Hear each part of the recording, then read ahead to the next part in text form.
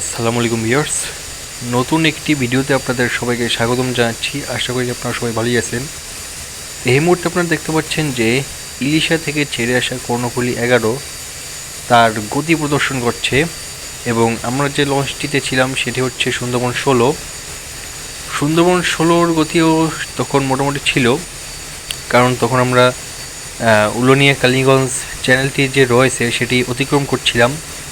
এরই মধ্যে পিছন থেকে বেশ দুর্দান্ত গতি নিয়েই কিন্তু কর্ণফুলী 11 ধেয়ে আসে, যেমনটি আপনার ভিডিওতে দেখতে পাচ্ছেন। আপনারা যদি সামনের হালের অংশটি লক্ষ্য করেন কর্ণফুলী 11-এর, তাহলে বুঝতে পারবেন যে লঞ্চটি কী গতিতে আছে।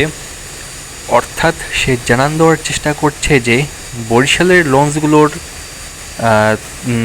শক্তিশালী ইঞ্জিন থাকলেও সেও কিন্তু তাদের থেকে কোনো অংশ কম নয়, অর্থাৎ তারও কিন্তু বেশ ভালো গতি রয়েছে, যেমনটি সে তার উইচে ইঞ্জিন দিয়ে প্রদর্শন করার চেষ্টা করছে। তো উপভোগ করুন ভিডিওটি ভালো লাগলে অবশ্যই একটি লাইক দিবেন এবং চ্যানেলটি সাবস্ক্রাইব করবেন। সবাই ভালো থাকবেন, সুস্থ থাকবেন। আসসালামু আলাইকুম।